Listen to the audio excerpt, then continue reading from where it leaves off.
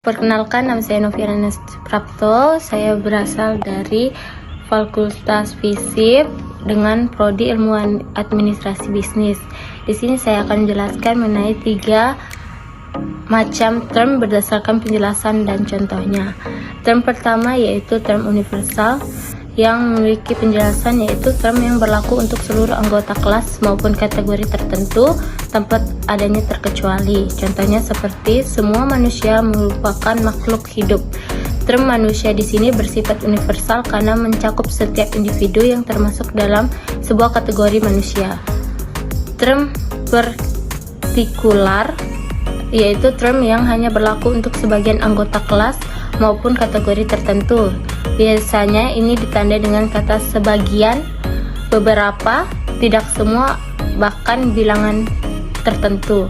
Contohnya seperti beberapa siswa rajin belajar matematika. Term siswa di sini bersifat partikular karena hanya berujuk pada bagian dari keseluruhan siswa. Yang ketiga adalah term singular, term yang merujuk pada satu individu atau entitas fisik yang unik. Contohnya seperti Soekarno adalah proklamator kemerdekaan yang ada di Indonesia. Term Soekarno bersifat singular karena merujuk pada satu orang tertentu. Term abstrak dan konkret. Pembagian ini didasarkan pada apakah term tersebut merujuk pada kualitas atau gagasan atau pada objek fisik yang dapat diamati. Term abstrak yaitu merujuk pada kualitas keadaan, tindakan maupun gagasan yang tidak memiliki eksistensi fisik yang dapat diamati secara langsung. Contohnya seperti keadilan adalah cita-cita leluhur bangsa. Term keadilan bersifat abstrak karena merupakan konsep atau gagasan.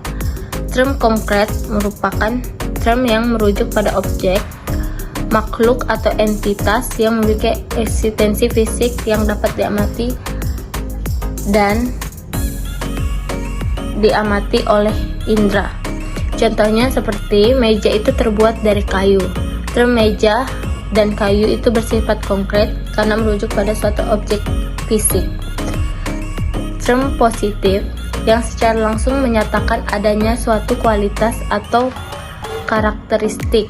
Contohnya seperti term yang menyatakan tidak adanya suatu kualitas atau karakteristik biasanya ditandai dengan awalan tidak, non, atau near.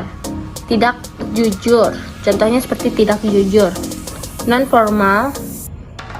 Term-term ini menyatakan ketidak adanya kualitas kejujuran atau formalitas pada teks tersebut. Dan di sini saya akan menjelaskan mengenai pertanyaan kedua, yaitu mengenai logika felicity. Sesaat pikir atau logika felicity merupakan kesalahan dalam penalaran yang membuat suatu argumen menjadi tidak valid atau lemah. Kesalahan ini bisa secara tidak sengaja maupun disengaja untuk mempengaruhi orang lain. Bentuk-bentuk sesaat pikiran sangat beragam. Berikut merupakan contoh umumnya, yaitu argumen ad hominem, menyerang sebuah karakter atau kepribadian orang yang menyampaikan sebuah argumen, bukan argumennya itu sendiri. Contohnya, kamu tidak berhak mengkritik kebijakan pemerintah karena kamu sendiri tidak becus mengurus rumah tangga. Argumen adversarium yaitu mengandalkan otoritas seseorang yang tidak ahli dalam bidang yang sedang diperdebatkan untuk mendukung sebuah argumen. Contoh yang dapat saya berikan adalah, saya yakin produk ini sangat bagus karena artis terkenal menggunakannya. Dan yang selanjutnya adalah argumen ad populum. Hal ini mengklaim bahwa suatu hal yang benar karena banyak orang mempercayainya atau melakukannya. Contoh, semua orang menggunakan merek Y karena mereka yakin bahwa merek Y adalah merek yang terbaik. Dan yang terakhir adalah false dilemma. Hal ini menyajikan hanya untuk 2 pilihan atau alternatif, padahal sebenarnya ada lebih banyak pilihan yang mungkin dapat dipilih. Contohnya seperti, kamu harus memilih ikut dengan kami atau kamu adalah musuh kami.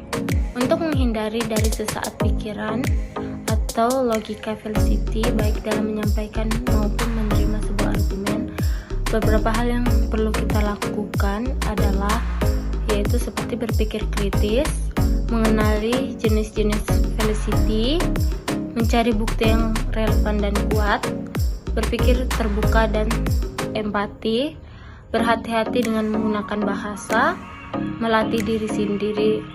Dengan hal ini kita dapat memahami macam-macam term dan berbagai bentuk pikiran sesaat, dan kita dapat berkomunikasi dan berargumen secara lebih baik dan efektif serta rasional.